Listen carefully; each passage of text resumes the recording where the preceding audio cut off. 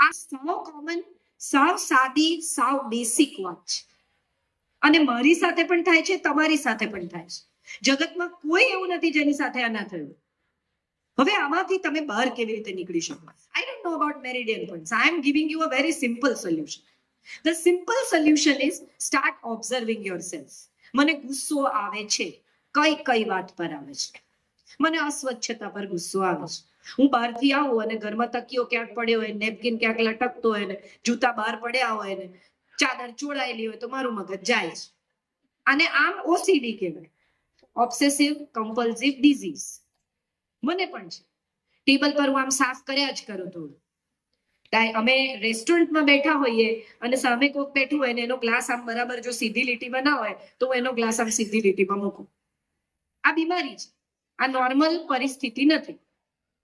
તમે સૂઈ ગયા હો પથારીમાં અને પડદો જો આમ તેમ હોય આમ ત્રાસો, તો તમારે ઊભા થઈ પડદો સરખો કરીને પછી જ પથારીમાં સૂવું પડે તો જ તમને ઊંઘ આવે. આવું કોઈને થાય છે? મને થાય છે.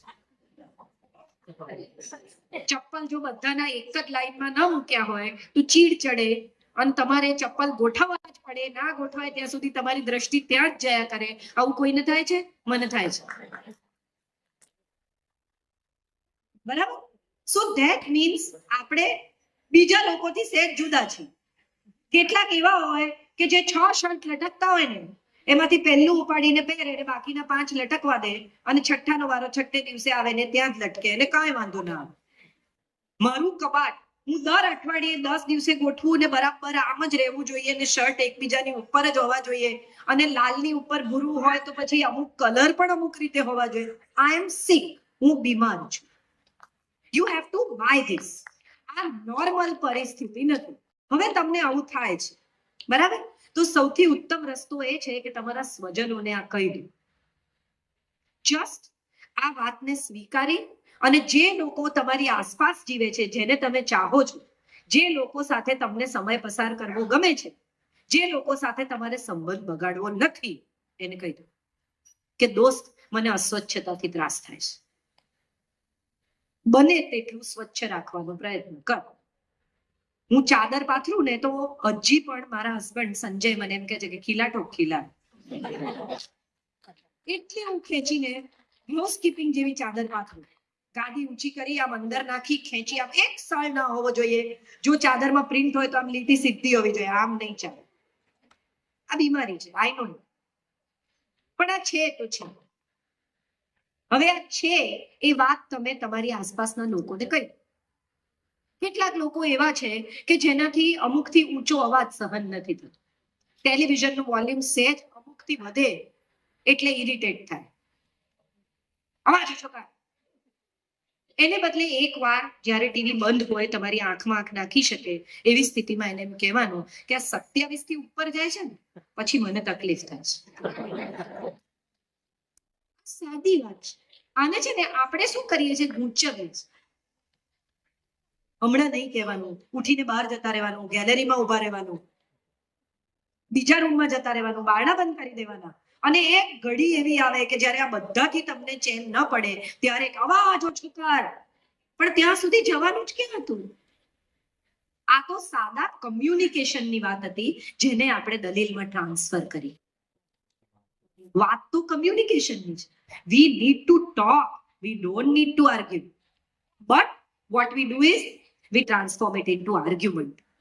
An argument always lead to winning and losing. When you go to winning and losing, if you win, the other person is losing. If you lose, then you are more irritated. બેમાંથી એકનું તો મગજ જવાનું છે ને છે. આ સંતાન અને માતા પિતા હોય તો પણ, પતિ પત્ની હોય તો પણ, બે મિત્રો હોય તો પણ, આ થયા વગર રહેતું નથી. તો સૌથી મહત્વની વાત એ છે પોઝિટિવિટી માટે કે સંવાદ કરતા શીખો, વિવાદ કરતા નહીં. તમને જે નથી ગમતું એ વાત તમારા સ્વજનને શાંતિથી કહો. બાથરૂમમાં ગીઝર ચાલુ રહી જાય છે એ વાતે મારું મગજ જાય છે.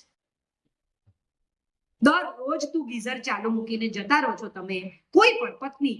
મને ક્યાંય સુધી એવી ટેવ હતી કે હું ટૂથપેસ્ટ વાપરું ને એટલે ઢાંકણું ખુલ્લું જોયું. આ મારી જ વાત છે, મારે દૂર જવું જ નથી. અને સંજય જેવો બ્રશ કરવા જાય એવો બ્રશ પછી કરે, પહેલા બહાર આવે, ઢાંકણું ખુલ્લું છે. અમે we were just married then, so I would very casually say કે તો બંધ કર દે. તું બંધ કેમ નથી કરતી? એટલે હું કહું ભૂલી જાઉં છું. એવું ભૂલી કેમ જવાય? આ પ્રશ્ન છે. ભૂલી જવાય છે એ જો તમે સ્વીકારી લો તો અહીંથી સમસ્યા પૂરી થઈ જાય.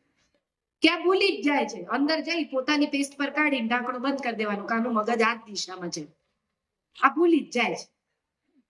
હવે 4 દિવસ જો એ ખરેખર ઢાંકણું બંધ કરીને બહાર આવીને એમ કે ને કે ખુલ્લું હતું, મેં બંધ કરી દીધું છે, તો કદાચ 5મે દિવસે મને એમ થાય કે યાર આ રોજ બંધ કરે છે, આજે યાદ રાખીને બંધ કરો. આ બહુ જ સાદી, બહુ જ સરળ રિલેશનશિપની ટીપ છે જે આપણે કોઈ ફોલો કરતા નથી. સાદી વાત છે. તમને કોઈ એમ કે કુકરની 4 સીટી વાગે પછી જ ભાત ચડે, પણ તમે 2 સીટીમાં બંધ કરી દો અને રોજ એમ કહો કે કાચા રહી જાય, તો આનું કોઈ વિજ્ઞાન નથી. કેમ 4 સીટી વગાડવાની એનું પણ કોઈ વિજ્ઞાન નથી. હું શરૂમાં પરણીને આવી તો મારા સાસુએ મને એક દિવસ કહ્યું કે ઇડલીનું દળવા માટે અડદની દાળ અને ચોખા જુદા પણ. કશું પણ તાત્કાલિક માની લેવું એ મારો સ્વભાવ નથી, એટલે મેં પૂછ્યું કે કેમ જુદા? એટલે એમણે કહ્યું ભાઈ મને નથી ખબર, આટલા વર્ષોથી હું જુદા પલાળે. આપણે જીનિયસ એટલે ભેગા પલાળ્યા, પછી દળ્યા, અડદની દાળ સરસ દળાઈ ગઈ ને ચોખા રહી ગયા આખા. સમજણ પડી ગઈ. 1 વાડકી દાળ ને 3 વાડકી ચોખા બગડી, આ સમજણ પડી ગઈ. હવે point 2 is very important. My mother-in-law could have said, અમે તો પહેલા જ કહ્યું. She didn't say that. રિલેશનશિપની ટીપ અહીંથી શરૂ થાય છે. એમણે મને એમ, તમે લાઈવ કરતા હો તો નહીં કરતા સર, આપને એમણે મને એમ કહ્યું કે સારું થયું, આટલા વખતમાં મને ખબર નહોતી કે આ જુદા કેમ પલાળવા. 1 વાડકી અડદની દાળ ને 3 વાડકી ચોખા બગડ્યા, સંબંધ ન બગડ્યો. આપણે બધા 1 વાડકી અડદની દાળ ને 3 વાડકી ચોખા કરતા સંબંધને મહત્વનો નથી માનતા, આપણે વસ્તુને મહત્વની માનીએ છીએ. બગડ્યું ને, મેં કહ્યું તું ને ડાપણ કરવા ગઈ, ઇટ્સ ઓકે. આજની સવારની વાત છે મારા ઘરની. હું જનરલી અમદાવાદમાં હોઉં તો મારા સાસરે જમવા જાઉં. મમ્મીનું સવારે ફોન આવે એટલે મેં તું કઢી અને ચણા હું કરીને લેતી આવીશ, તમે ખાલી આટલું બનાવી દેજો. મેં કઢી કરી, કઢી અને લોટ છૂટો પડી ગયો, કોઈ દિવસ થયું નથી. આઈ એમ અ ગુડ કુક કમ્પેરેટિવલી. એટલે મેં ફોન કર્યો, મેં કીધું મમ્મી કઢી પાણી જેવી થઈ ગઈ છે, લોટ છૂટો પડી ગયો છે. મને કે આઈ થિંક લોટ ઓછો પડ્યો હશે, તમે એક કામ કરો, દહીં અને લોટ મિક્સ કરી થોડો વોશ ફેરવી ને ફરી નાખો અને ઉકળવા દો, થઈ જશે. થઈ ગઈ. એટલે મેં એમને ફોન કર્યો, મેં કીધું 25 વર્ષે પણ મારે તમને જ પૂછવું પડે છે. હવે point 2, એમ કહી શક્યા હોત કે ભાઈ હા સાસુ ને વહુ. એમણે એમ કહ્યું કે બા હોત ને મારા વડ સાસુ, તો આજે મારે એમને પૂછવું જ પડે કેટલીક વાતો. હું અહીંથી શીખીશ. This is where my learning comes from. આજે જ એક દીકરી મને પગે લાગી, મેં એને ના પાડી, છતાં પગે લાગી, હું ગુસ્સે થઈ. હવે વાત જે મારે કરવી છે એ કરવી છે કે મેં કેમ ના પાડી. આવું એને મને પૂછ્યું હતું કે કેમ ના પાડો છો, તો હું એને એક્સપ્લેન કરત કે બેટા આ કારણસર મને નથી ગમતું. એ ધરાર પગે લાગી, ના પાડવા છતાં. સો આઈ ગોટ એંગર. મને હંમેશા એવું લાગે છે કે કોઈ જ્યારે તમને નમે છે ને ત્યારે તમારા અહંકારને હવા આપે છે. હું એ પરિસ્થિતિમાં મુકાવા માંગતી નથી કે મને એમ લાગે કે ઓહો લોકો આપણને પગે લાગે. સાહેબ મારે જોઈતું જ નથી. તમે આમ નમો એટલે હું આમ થાઉં, આ વિજ્ઞાન છે. કોઈ નમે તો તમે ઊંચા થાવ, મારે નથી થવું. હું તમારા જ લેવલમાં છું, કારણ કે હું પણ માણસ જ છું. મારી પણ એટલી જ ભૂલો છે, એટલી જ નબળાઈઓ છે, એટલી જ સમસ્યાઓ છે, અને મારી સાથે એટલા જ સવાલો છે જેટલા તમારી સાથે છે. હવે આમાં મજાની વાત એ છે કે હું કેમ અહીંયા છું ને તમે કેમ ત્યાં છો, આવો સવાલ બી તમને થાય ને. તો એનો મારી પાસે જવાબ એ છે કે હું દરેક વખતે મારી ભૂલમાંથી શીખી જાઉં છું. હું એની એ ભૂલ ફરી વાર નથી કરતી, હું નવી ભૂલ કરું છું. જો તમે એમ કરતા થઈ જશો તો તમારી જિંદગીમાં પણ સમસ્યાઓ નહીં રહે. હમણાં થોડા દિવસ પહેલા એક કાર્યક્રમમાં હું મારી જોડે ઇસ્ત્રી રાખું છું અને મને સાડી અમુક જ રીતે જોઈએ એટલે ઇસ્ત્રી કરીને સાડી પહેરે. હોશિયાર ખૂબ, એટલે સાડી કયા પેલા ઇસ્ત્રી કયા ગરમ લેવલ પર છે જોયા વગર મૂકી દીધી, ચોટી ગઈ. સાડીમાં ઇસ્ત્રી પ્રકારનું કાણું પડી ગયું. હવે સાડી તો એક જ હતી, બીજી સાથે લઈ નહોતી ગઈ. શું કરું? ફાટેલી સાડી પહેરીને સ્ટેજ પર જવામાં મને શરમ નથી, પણ છતાંય કદાચ ખરાબ લાગે. જે છોકરી મારા રૂમમાં પાણી આપવા આવીને એને જોયું, અરે બેન સાડી ફાટી ગઈ. હા શું કરું કે બેન પાટલી મારીને સેફટી પિન મારી દો. એ માત્ર પાણી આપવા આવે ને. આઈ એમ શ્યોર એની પાસે એવું કોઈ એજ્યુકેશન નહોતું, એની પાસે એવી કોઈ સમજણ નહોતી, પણ એની પાસે વ્યવહારુ જ્ઞાન હતું સાહેબ, મારી પાસે નહોતું. હું શું કરું એ મારા મગજમાં ચાલતું. એને કીધું પાટલી વાળી ને ખુલે નહીં, તમે ચાલો ને સેફટી પિન મારી દેશો ને એટલે પાટલી આમ ખુલશે નહીં. આ એની સમજણ. હવે આ સમજણ, હવે તું તારું કામ કર, તું જા ફાટેલું પહેરીને. પણ જો તમે એની વાત સાંભળી શકો, સમજી શકો અને સ્વીકારી શકો તો દુનિયાનો દરેક માણસ તમને કંઈ આપી જાય છે. મારી વાત અહીંથી શરૂ. 7 પગલા સાથે સાથે આપણી આસપાસ એવા કેટલાય લગ્નો છે, એવા કેટલાય સંબંધો છે, એવા કેટલાય દાંપત્યો છે જેમાંથી ઘણું શીખવાનું છે. જાતે જ ઉખરીમાં માથું નાખીને ધડાકા ગણવા એવું જરૂરી નથી. બીજાએ નાખ્યું છે તો એના માથે પડતા ખાંડણીયા ગણી લો, તમને ખ્યાલ આવી જશે. કોક કૂદે તો તમને ખ્યાલ આવે કે આ ડિસ્ટન્સ કેટલું છે. શું કામ તમારે જ કૂદવું છે? શું કામ તમારે જ એમાંથી પસાર થવું છે?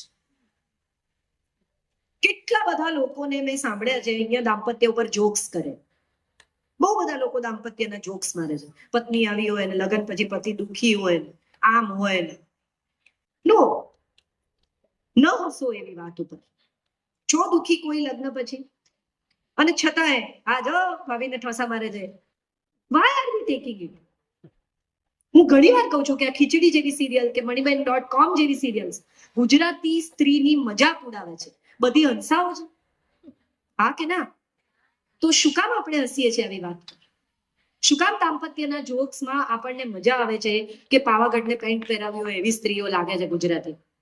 સાહેબ ગુજરાતી સ્ત્રીઓની કમર મેં 28ની જોઈ છે 2 છોકરા પછી. બધી જ જાડી થઈ જાય, બધી જ ખરાબ દેખાય છે. આપણે સમજીએ કે ન સમજીએ, આપણે એ સ્વીકારીએ કે ન સ્વીકારીએ, આ રિડિક્યુલિંગની અસર આપણા દાંપત્ય પર થાય છે. આ મજાકની અસર આપણા દાંપત્ય પર થાય છે. લગ્નને 25 વર્ષ પૂરા થયા હોય, લોકો મળવા આવે, ફૂલ બૂલ આપે, બોલો જો કોને કોને સહન કર્યા? Why are you asking this? And why are you laughing about it? Don't laugh. Say no. અમે બહુ સરસ રીતે 25 વર્ષ પૂરા કર્યા છે અને અમે કોઈએ કોઈને સહન નથી કર્યા. સો don't talk like that again. આ ગૌરવની વાત છે કે 2 લોકો પોતાના દાંપત્યના 25 વર્ષનો પ્રવાસ એકબીજાનો હાથ પકડી અને બ્યુટીફુલી પૂરો કરે છે. ઝઘડા કયા ઘરમાં નથી થતા? કયા ઘરમાં મતભેદ નથી હોતા? 2 જણા 25 વર્ષ સુધી જુદા જુદા પરિવારમાં મોટા થયા હોય, જુદી જુદી રીતે જીવ્યા હોય, જુદું જુદું ખાધું હોય, જુદો ઉછેર હોય, જુદી માન્યતા, જુદા સ્વભાવ, તો મતભેદ તો થવાના. અને મતભેદ ન હોય તો માલિક ગુલામનો સંબંધ કહેવાય. હું કહું એમ તમે ચાલ્યા જ કરો તો એમાં ક્યાં દાંપત્ય છે? તો નોકર લઈ આવો કે. હમણાં જ કોઈ કે મને એક પોસ્ટર ભેટ આપ્યું છે, મને એટલું બધું ગમ્યું એ પોસ્ટર કે I work for money, if you are looking for loyalty buy a dog.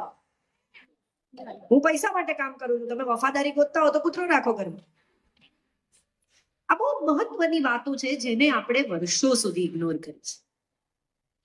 હું એવું માનું છું કે દાંપત્યનું ગૌરવ થવું જોઈએ, મજાક નહીં. Don't laugh. જ્યારે આવી મજાક થાય, તમારી પત્નીની કોઈ મજાક કરે ત્યારે એ વાતે હસવાને બદલે કમસે કમ ગંભીર થઈ શકાય જો તમારા અંગત મિત્ર હોય તો. તમે નહીં હસો તો એને સમજાશે કે આ બેડ જોક હતો, ફરી નહીં મારે. આપણે કોઈનું અપમાન નથી કરવું, આપણે કોઈને ઉતારી નથી પાડવા, આપણે કોઈને સુધારવાના કોઈ મોટા ક્લાસ નથી ખોલવા. પણ તમારી પત્નીને એવું ચોક્કસ સમજાશે કે તમે હસ્યા નથી, એનો અર્થ એમ કે તમે એનું ગૌરવ કરો છો, તમે આવા ઉતારી પાડતા જોક ઉપર એનો હિસ્સો નથી બનતા. અને જગતની કોઈ પણ સ્ત્રી એને સન્માન આપવામાં આવે ને એનાથી વધારે કઈ માંગતી જ નથી. એક સન્માન અને એક સ્વીકાર, આના સિવાય સ્ત્રીની કોઈ અપેક્ષા. સાદી જરૂરિયાતો છે. ઘેર આવતા પતિ અચાનક જ ગજરો લઈ આવે ને, મુંબઈમાં તો અમારે ત્યાં સિગ્નલ પર મળે, અહીંયા ખબર નહીં મળે છે કે નહીં, પણ ઘેર આવતા ગજરો લઈને આવે ને પતિ અને એમ કે લે આજે ગજરો તાર માટે લઈ આવે. અને સાહેબ એવી ભાગ્યે જ કોઈ પત્ની હશે જેની આંખમાં પાણી ન આવે.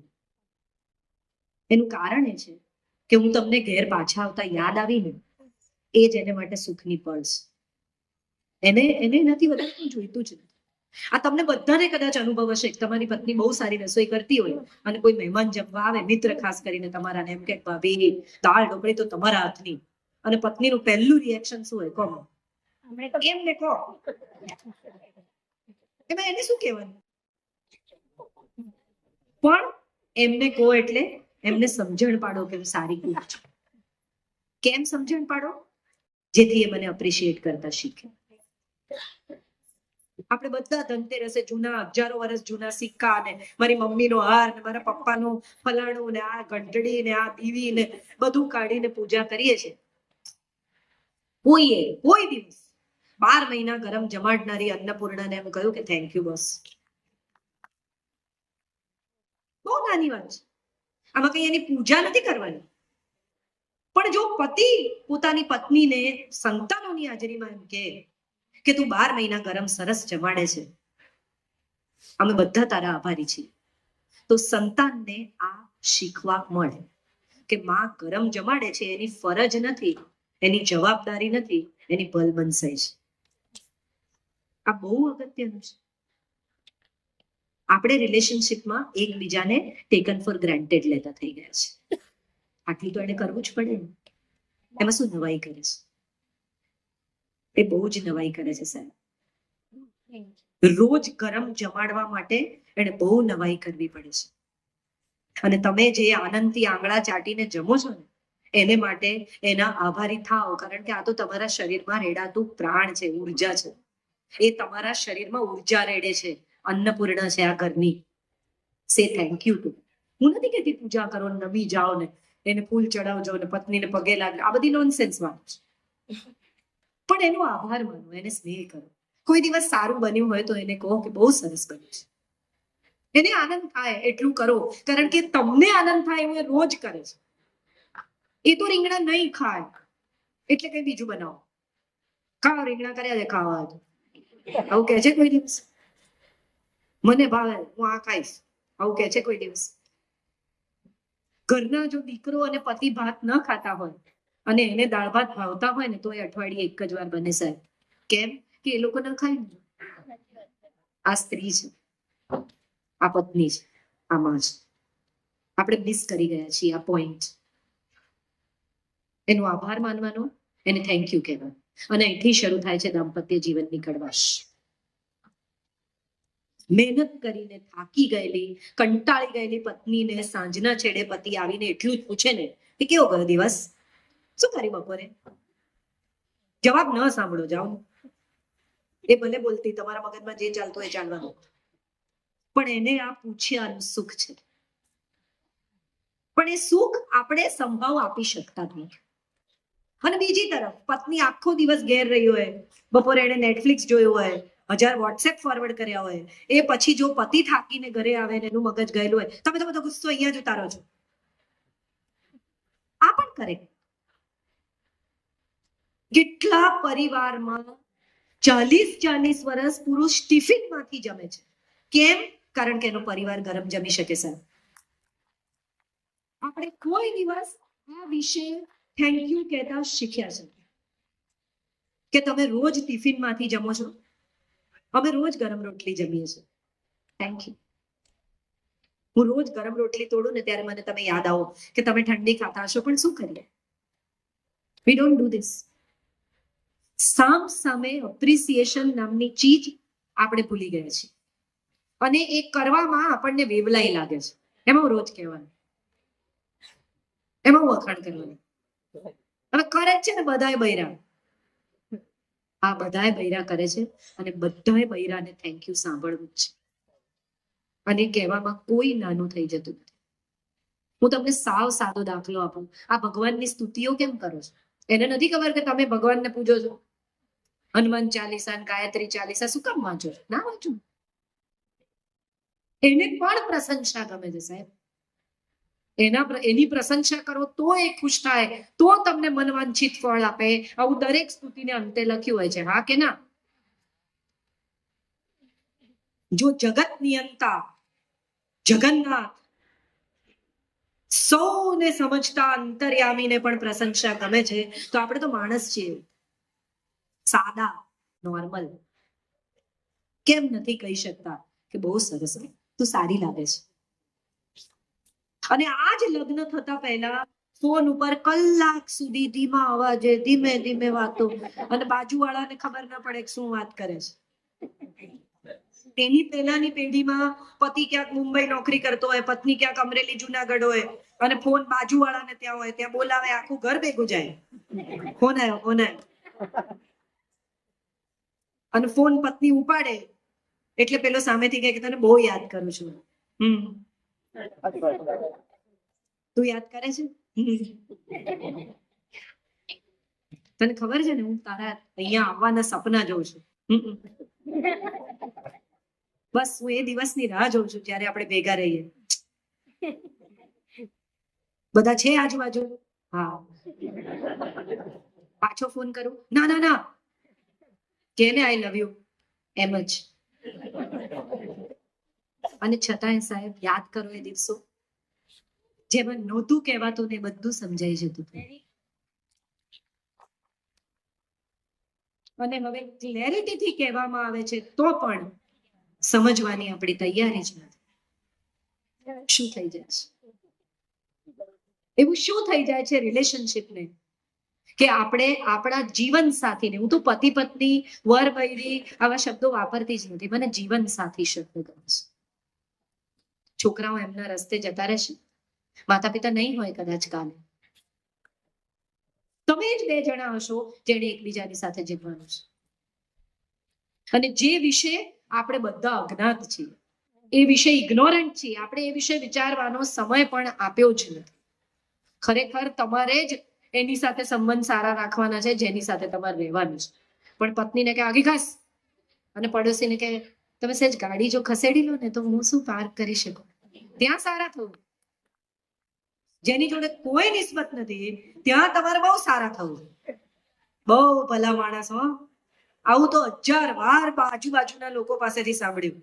કોઈને ખસ ના કે, પણ ઘરમાં આવો તો ખબર પડે કે કોને ખસ કે છે અને કેવી રીતે કે છે. પત્ની બહારના લોકો સાથે એટલી સારી રીતે વર્તે, અને હસબન્ડની કમ્પ્લેન ચાલુ ને ચાલુ. ફોન ઉપર હોય છે, આમ કરે છે, ટાઈમ જ નથી, ફલાણું કરે છે, આમ કરે છે, ખાવા દોડે છે, આખો વખત વડેચકા ભરે. ઓકે, નથી રહેવું સાથે? રહેવું તો છે. તો આનંદથી રોને યાર, ફરિયાદ કરીને શું કામ રહો છો? અમારો સાદો સવાલ છે. છટકે છે, બાથરૂમ ગળે છે, ફલાણામાં આમ છે, તો વેચી કાઢો ઘર, અથવા રિપેર કરો. સંબંધનું પણ એમ જ છે, કાં તો રિપેર કરો કાં તો બહાર નીકળી જાઓ. બીજી કોઈ પરિસ્થિતિ ઉપલબ્ધ જ નથી સર. આમાં ત્રીજો કોઈ ઓપ્શન છે જ નહીં. કાં તો એકચ્યુઅલી રિપેરિંગ કરો અને એને રહેવા લાયક, જીવવા લાયક, માણવા લાયક, સુખી થવા લાયક બનાવો, અને જો નથી કરી શકતા તો એમાંથી નીકળી જાઓ. છૂટાછેડા એ મારે માટે ભયાનક શબ્દ નથી, ન જ લેવાય આવું હું માનતી નથી, પણ લેતા પહેલા પુષ્કળ સમય આપીને એ રિલેશનશિપને વર્કેબલ બનાવવાના તમામ પ્રયાસો કરી જોવા જોઈએ એવું હું દ્રઢપણે માનું છું, જે આપણે મિસ કરી રહ્યા છીએ. નથી ફાવતું એવું તો કેટલાય લોકો કે છે. અચ્છા, મજાની વાત એ છે કે શરૂઆતમાં તો બે જણા એકદમ લવી ડવી હોય, 1 વર્ષ તો હનીમૂનનો પીરિયડ છે, કોઈ સમસ્યા જ નથી. બહાર જતા હોય બે જણાને કે કેમ આ બ્લુ શર્ટ પહેર્યું, ન પહેર્યું, તરત બદલી કાઢે. થોડા વખત પછી 2 3 4 વર્ષ પછી એવું જ બ્લુ શર્ટ પહેર્યું કે કેમ બ્લુ પહેર્યું પાછું, પેરિસ, તારા બાપને કે 3 શર્ટ આપે, મારી પાસે તો આ જ છે. શું થયું? પડ્યા પણ ને. સૌથી મહત્વની વાત એ છે કે સંબંધ તો શરાબ જેવો હોવો જોઈએ સાહેબ, જેમ જૂનો થાય ને એમ મોંઘો થવો જોઈએ. જેમ વધુ એજ કરેલી વિસ્કી એમ એની કિંમત વધારે. 12 વર્ષ કરતા 18 મોંઘી ને 18 કરતા 20 મોંઘી. કેમ? કારણ કે એટલો વખત એને એજ કરી છે, પકવી છે સાહેબ. આ સંબંધમાં બે જણાએ પોતાની જાતને પકવ્યા છે. Stay there. ભાગી છૂટવાથી શું થશે? એક સમય એવો આવે કે વર પોતાની દુનિયામાં હોય, પત્ની પોતાની દુનિયામાં હોય, છોકરા મોટા થઈ ગયા, બે જણા વચ્ચે 4 વાક્યની વાત થાય.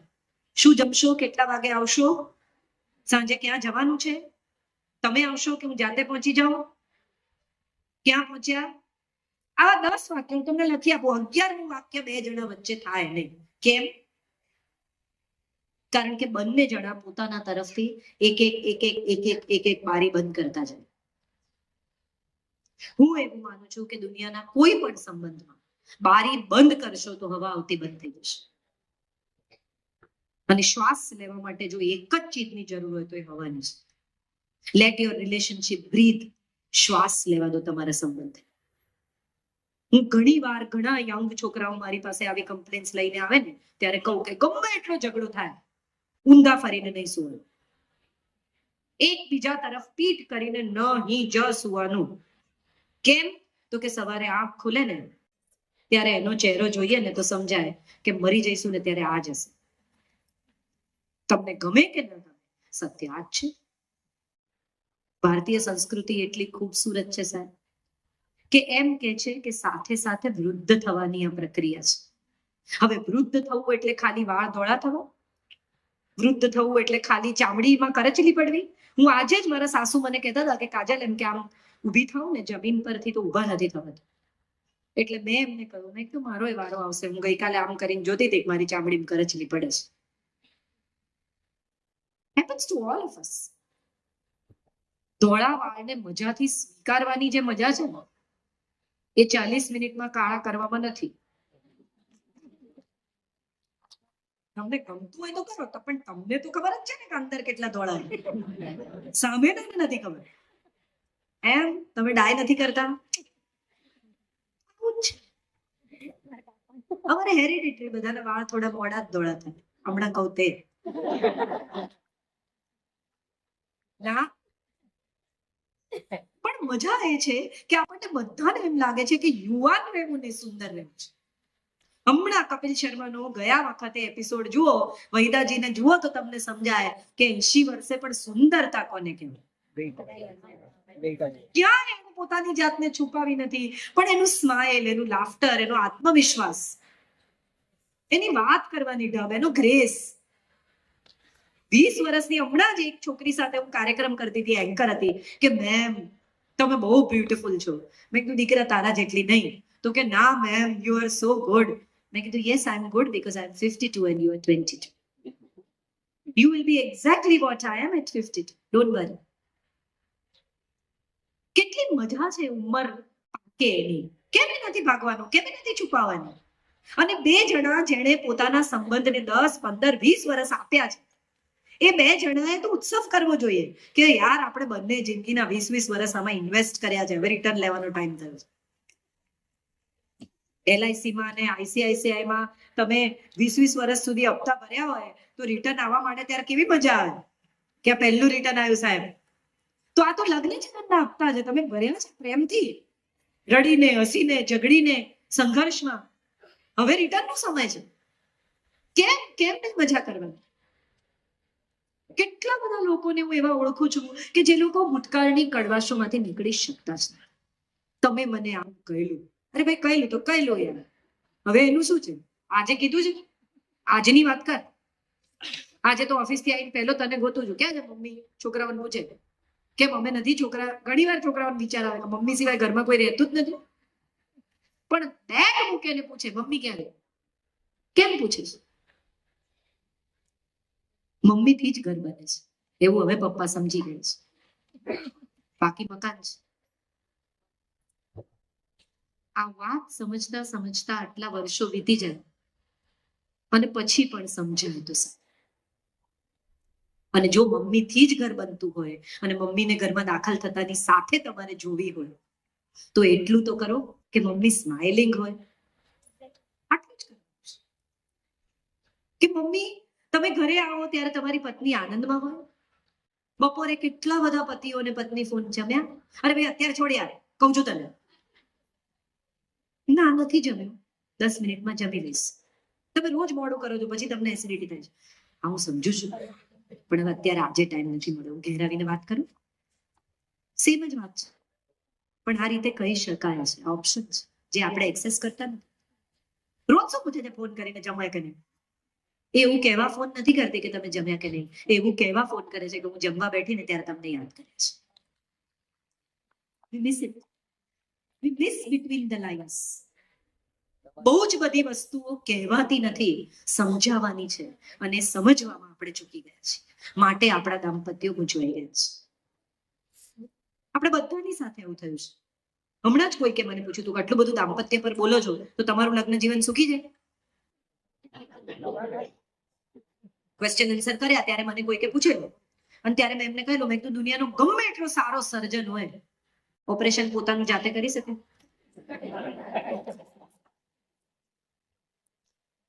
એને ગંભીરતા પર ભરોસો કર્યો હતો.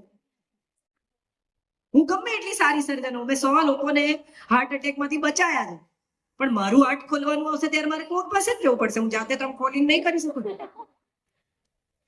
શક્ય છે મારી બાબતમાં આ વાતો મને ન સમજાઈ હોય, શક્ય છે મને જ્યારે સમજાવવું જોઈએ ત્યારે ન સમજાયું હોય, પણ હવે મને સમજાયું છે અને હું તમને કહી રહી છું એ વધારે અગત્યનું છે.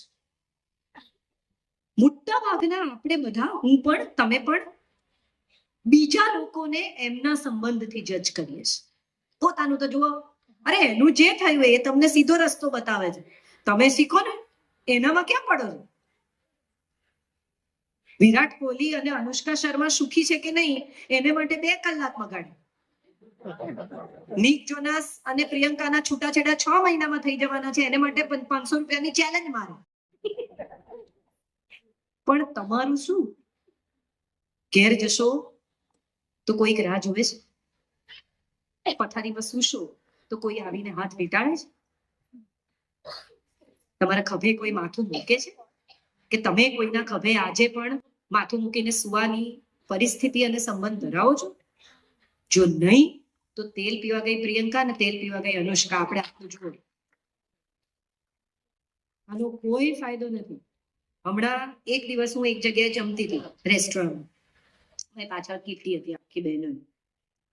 તો એક બહેને બીજા બહેનને કહ્યું કે આ આઈફામાં રેખાજીએ ડાન્સ કર્યો ને એટલો સુપર કર્યો, કોઈ કહે નહીં હો કે 63 વર્ષની હશે. એટલે બીજા બહેને કહ્યું પણ અમિતાભ તો ના આવ્યો. તમે શું પામ્યા છો એનું કોઈ લિસ્ટ નથી, તમે શું ગુમાવ્યું છે એનું લિસ્ટ તમારી પાસે છે. કેટલી બધી એવી સ્ત્રીઓને હું ઓળખું છું કે જે એમ કે હવે શું, હવે જ બધું વજન વધી ગયું, વાળ ધોળા થઈ ગયા, એથી સ્નેહ પણ ગયો, એથી વાલ પણ ગયો. ગમે તેટલું વજન વધી જાય, હૃદયની અંદર જે છે એમાં વજન કેમ વધારો છે? સ્નેહ તો સ્નેહ જ છે, એટલો જ લિક્વિડ, એટલો જ સુગંધી, એટલો જ બ્યુટીફુલ, એટલો જ મજાનો, એટલો જ મુલાયમ. એને ઉંમર સાથે, વાળ સાથે, શરીર સાથે કોઈ નિસ્બત જ નથી. મોટા ભાગની પત્નીઓને ઇન્સિક્યોરિટી આવે કે હવે હું એટલી દેખાવડી નથી રહી ને એટલે બહાર નજર જશે. દોસ્ત, મારે બધી પત્નીઓને કહેવું છે કે ટૂંકા સ્કર્ટ અને લાંબા નખ છે ને એ ટેબલ, કોફીના ટેબલની પેલી બાજુ રેસ્ટોરન્ટમાં જ સારા હોય. ગરમ રોટલી ઘરના ડાઇનિંગ ટેબલ પર જ હોય. અને મને બીજાની ખબર નથી, પણ ગુજરાતી પુરુષ હરીફરીને પોતાના ડાઇનિંગ ટેબલ પર પાછો આવતો જ હોય છે. રસ લે છે કોઈનામાં, નથી જેઠાલાલ બબીતાની પાછળ ગાડા ગાડા થઈ. શું કરી લીધું એને? બબીતા જે કે કરતો હોય, પણ ઘેર તો દયા જ છે. બબીતાને ઘેર લાવવાની તાકાત છે ને. આ જ સત્ય છે આપણા બધાનું. આપણને ગમે કે ન ગમે, આપણા બધાનું આ સત્ય છે. અને કોઈ સ્ત્રી ગમવી, એક ફૂલ ગમે અને માણસ એમ કે કેટલું સરસ ગુલાબનું ફૂલ છે, એવી રીતે એમ કે કેટલી રૂપાળી, તો ભલે કહેતા. એમાં શું? કોઈને જોવાથી કે કોઈ સુંદર છે એવું કહેવાથી જો આપણા હાથમાંથી 20-20 વર્ષનો સંબંધ સરકી જતો હોય તો એમ શ્યોર તમારામાં પ્રોબ્લેમ છે, એમનામાં નહીં. હું ઘણી વાર કહું છું કે વેલેન્ટાઇન ડે ઉજવવાથી રમેશભાઈ જો ભારતીય સંસ્કૃતિના પાયા અચમચતા હોય ને તો છ પડી જતી આવી સંસ્કૃતિ, જો આટલી કાચી હોય તો. સંસ્કૃતિના પાયા તો હજારો વર્ષ ઊંડા છે. એક વેલેન્ટાઇન ડે આવીને બગાડી નાખશે બધું. It's not about that. We have missed all these points in life. We have missed all this in life. વફાદારીઓ જગતમાં ક્યારે સાબિત કરી શકાય એવી બાબત જ નથી. વફાદારી હૃદયનો વિષય છે, સ્નેહનો વિષય છે. વફાદારીને જો કોઈ ત્રાજવે તોડે તો એ હંમેશા હારી જવાનું. વજનથી વફાદારી વેચાતી નથી દુકાનમાં ક્યાંય. 500 વફાદારી આપજો, આવું નહીં થાય. 1 કિલો પ્રેમ આપજો, આવું નહીં થાય. અને જો આપણે આવું કંઈ પણ ખરીદવા નીકળ્યા છીએ તો નુકસાન આપણું છે, બીજાનું નહીં. ભારતીય પુરુષ, ખાસ કરીને ગુજરાતી પુરુષો વિશે પત્નીને ફરિયાદો છે, એક્સપ્રેસિવ છે. આઈ લવ યુ તો કોઈ દાડો બોલે જ નહીં. એ બધી પત્નીઓને મારે પૂછવું છે કે તમે કોઈ દિવસ એમ કહો કે હું બીમાર છું, મને ઠીક નથી,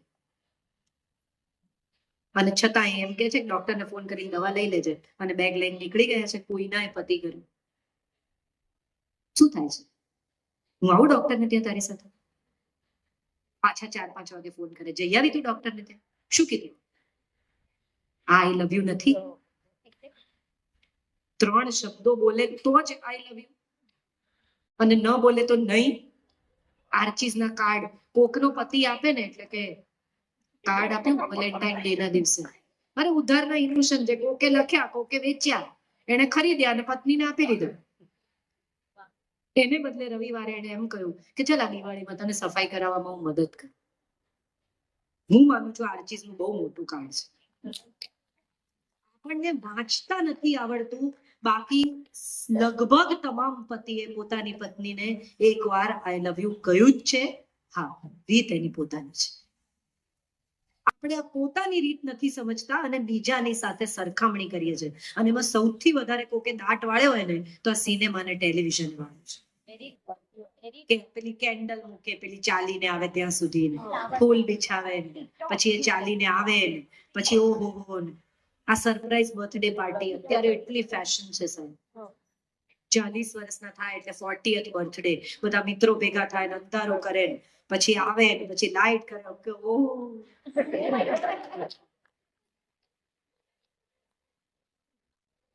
હમણાં જ મારો 50મો જન્મદિવસ હતો 2 વર્ષ પહેલા, એટલે મારા કાકાએ કહ્યું કે બધા પ્લાન કરે છે સરપ્રાઈઝ બર્થડે. મેં કીધું કેજો કરે નહીં, હું જ નહીં આવું, બહુ ફિયાસ્કો થશે. મહેરબાની કરજો ટોળું ભેગું કરતા પહેલા મને પૂછજો. The idea that I am trying to share with you is every relationship is different. દરેક દાંપત્ય અલગ છે. એને બીજા સાથે સરખામણી કરનાર જેટલું મૂર્ખ બીજું કોઈ નથી. ઈશ્વરે તમને બધાને ફિંગરપ્રિન્ટ્સ આપી છે. કોઈ 2 જણાની ફિંગરપ્રિન્ટ સરખી છે? કેમ નથી? એને એમ નહીં થયું કે 10-10 ના લોટમાં કાઢો બાર. એને દરેકને જુદી ફિંગરપ્રિન્ટ આપી છે. એનો અર્થ એમ છે કે એને દરેકને જુદા ઘડ્યા છે. Everybody is different. Every mind map is different. Every thought process is different. Every expression is different. Every person is different. So that difference is the beauty amongst us. હું તમારાથી જુદી, તમે મારાથી જુદા. તમે વિચાર કરો, એક સરખા આમ પેલા, અને હમણાં તો ઇમોજી એવો દાટ વાળે છે. અરે બહુ જ. રડે ઇમોજીમાં, હસે ઇમોજીમાં, ફલાણું ઇમોજીમાં, આ ગુસ્સો ઇમોજીમાં. ફોરવર્ડ. તમે વિચાર કરો, જે લોકો 50+, 60 ની આજુબાજુના હશે, ભરતભાઈ, એમને બધાને ખબર હશે, પ્રેમ પત્ર લખાતો હતો સાહેબ. અને કેટલા અદ્ભુત પત્રો, ઘણા પાસે ફાઇલો હશે, સાચવી રાખી હશે. અને પત્ર તમે ખોલીને વાંચો ને, આજથી 30 વર્ષ પહેલાનો પત્ર, અને તમે જો 30 વર્ષ પહેલા ના પાછા જતા રહો ને ટાઈમ મશીનમાં, તો તમે કોઈ હારી જાઓ. તમે ફરી એ જ 20 વર્ષની ઉંમરમાં, એ જ 22 ની ઉંમરમાં જતા રહો. કેમ? કારણ કે શાશ્વત છે. પ્રેમીઓ જતા રહે છે, પ્રેમ તો અહીં જ રહે છે. પ્રેમ શાશ્વત છે. મારા દાદાજી પ્રેમમાં પડ્યા ત્યારે સાયકલ સાંભળતા હશે, મારા પપ્પાનું દિલ તૂટ્યું ત્યારે મુકેશ સાંભળતા હશે, હું જગજીત સાંભળતી હતી, મારો દીકરો હરિજીત સાંભળે છે. વાત એક જ છે. સોચેંગે तुम्हें प्यार करेंगे नहीं, એટલા બસ. તો એ તો વાત તો સેમ જ છે.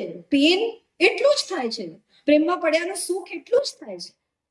અને કદીક એવો પ્રયાસ કરી જોજો, કોઈ ઉંમરે કરી જોજો, પ્રેમની અનુભૂતિ કરવાનો પ્રયાસ કરજો. પ્રેમ તમને એટલા સારા બનાવી નાખે, you become a good person. Sari તમારી લટકતી હોય કબાટમાં, અને તમને એમ થાય, હું કેટલું પ્રેમ કરું છું નહીં મારા ઘરને, અને કોઈ એ જ સમયે કહે કે સાડી બહુ સરસ, કે લઈ જાઓ. દિલદાર થઈ જાવ તમે. કેમ? કારણ કે પ્રેમે તમને સભર કરી નાખે છે. હવે વસ્તુઓની કોઈ તમાજ નથી રહેશે. ભીતર કશું કેટલું અદ્ભુત બન્યું છે કે અદ્ભુતની સાથે આ વસ્તુઓની કોઈ સરખામણી જ નથી. Something that has changed me, something that has lit me up. મારી અંદર કશું પ્રકાશ જેવું થયું છે, બાકીનું બધું નકામ છે. અને જેની સાથે તમે આટલા સ્નેહથી, એટલા વાલથી રહો છો, ટેબલ શેર કરો છો, બેડ શેર કરો છો, વાતો કેમ શેર કરતા નથી? કેમ વાત કરતા નથી સાહેબ? Why aren't you talking? ફાલતુ વાત કરો. નક્કી કરો કે દિવસમાં 1 કલાક ટીવી, ટેલિફોન, રેડિયો, ફલાણું ઢીકણું બધું, ગાડીમાં બેસે તો રેડિયો ચાલુ, 2 જણા ચૂપ. શેને માટે? આ ગીતો તમે પહેલા નથી સાંભળ્યું? એ સાંભળવા નીકળ્યા. ચલો પાન ખાવા જઈએ. પાન ખાવું એ આઈડિયા છે? સોડા પીવી એ આઈડિયા છે? આઈડિયા તો જોડે રહેવાનો છે સર. બધાથી દૂર, ક્યાંક ખુલ્લી હવામાં ચાલવા જઈએ, સોડા પીવા જઈએ, પાન ખાવા જઈએ. આની પાછળ શું છે? એકબીજા સાથે સમય વિતાવીએ. પણ આ સમય આપણો ગયો છે. રેડિયો ચાલુ થઈ જાય, ટીવી ચાલુ થઈ જાય, વોટ્સએપ. 60% લોકોનો પ્રોબ્લેમ વોટ્સએપ છે. રાત્રે ઘરે આવી અને બધાના વોટ્સએપ ચેક કરવાના. શેને માટે? મેં હમણાં હોળી ઉપર એક જણને લખ્યું કે મારો વોટ્સએપ છે ને વર્ક માટે છે. કામ હોય તો વોટ્સએપ કરો, બાકી મને તહેવારો વિશ કરવાની જરૂર નથી. I need it. શેને માટે? નકામી ચીજો બીજાને ફોરવર્ડ કરવાની. બળતું ઘર કૃષ્ણાર્પણ, તમારે નથી વાંચવું એટલે મોકલી આપો. કેળા વધારે ખાઓ ને કેળા ઓછા ખાઓ, પાણી પીઓ ને પાણી ન પીઓ, સ્પ્રાઉટ ખાઓ ને સ્પ્રાઉટ ન ખાઓ, એલચીના આટલા ફાયદા છે ને ઘીના આટલા ફાયદા. તમને ખબર છે ને? ચલો કાલથી તમે ઘી ખાજો, મને નથી જોઈતું. એક જમાનામાં એસટીડી કોલ હતા, મને ખબર નથી કેટલા આ યંગ છોકરાઓ રિલેટ કરશે, પણ ફોન એમાં વચ્ચે ઓપરેટર હોય. તમારે કહેવાનું કે મને લાઇટનિંગ કોલ ને અર્જન્ટ કોલ ને ઓર્ડિનરી કોલ આવો તમારે લગાડી આપે, પછી તમારે વાત કરાવે. તો એક ભાઈએ બીજા ભાઈને કહ્યું કે પેલા 50,000 રૂપિયા. એટલે સામેવાળાએ કહ્યું, હલો હલો, નથી સંભળાતું, હલો. એટલે કે પેલા 50,000 કે સંભળાતું નથી, hello hello hello hello, operator hello. એટલે ઓપરેટરે કહ્યું, મને સંભળાય છે, ચોખ્ખું કે છે 50,000. તને સંભળાય છે ને? તું આપી દે. મને નથી સંભળાય. તમારા ઘેર કોઈ બેગ ભરીને સવારે કચરો આપી જાય, તમે શું કરો? ફેંકી દો કે નાની નાની ઝીપ લોકમાં ભરીને બધા એના ઘેર આપી આવો? કે આ સવાર કોક મને આપી ગયું છે, તમે રાખો થોડું. આવું છે કોઈ? હા કે ના? ખબર છે બધાને. તો વોટ્સએપ આટલા કેમ ફોરવર્ડ કરો છો? કોક પોતાનો કચરો તમારે ત્યાં ઠાલવી જાય એટલે તમે શું કામ બહાર ધકેલો? તમે કોઈને ફોન સાફ કરતા જોયા છે કોઈ દિવસ? એ 2 જણને મોકલી ને પછી ડિલીટ કરે. હા કે ના? શું કામ કરો છો? If you really mean, if something is very important, send it. પણ just because કે આ કોઈને મોકલવો છે એટલે ધકેલી દેવો, આ કયા પ્રકારનું કમ્યુનિકેશન છે? હમણાં થોડા દિવસ પહેલા મેં કોઈકને કહ્યું કે બે વસ્તુ આટલી ટેકનોલોજી આગળ વધી ગઈ, પણ બે વસ્તુ તો તમારે જાતે જ કરવી પડે, ટેકનોલોજીથી થાય જ નહીં. કઈ બે વસ્તુ? તમારે કોકને પીટવું હોય ને તો તમારે જાતે જ જવું પડે, અને તમારે કોકને ફટકારવા હોય ને તો એ તમારે જાતે જ. આ ટેકનોલોજીથી શક્ય નથી આજની તારીખે. પણ તમે ટેકનોલોજીથી મારી ન શકો. તમારે ત્યાં જઈને કોલર પકડીને તમારે જ ધોવા પડે.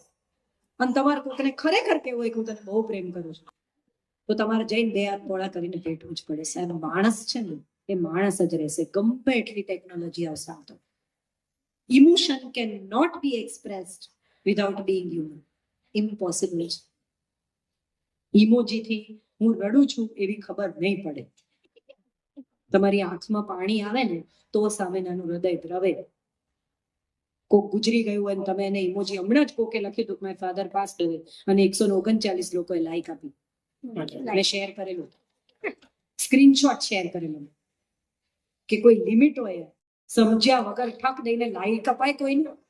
વિચારો તો ખરા તમે શું કરી રહ્યા છો.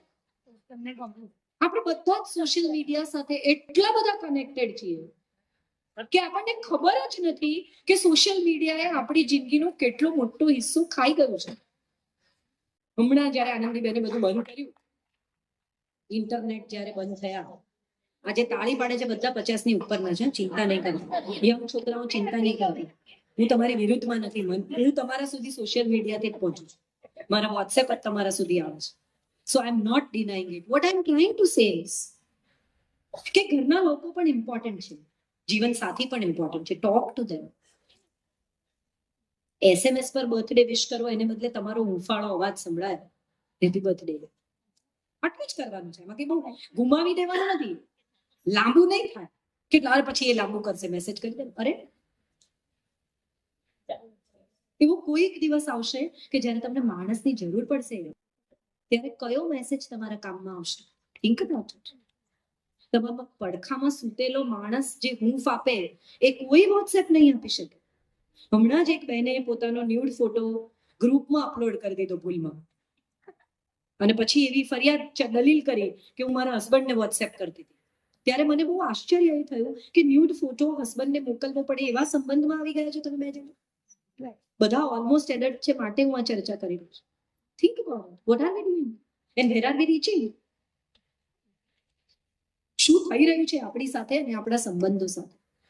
દાંપત્ય એ બહુ ખૂબ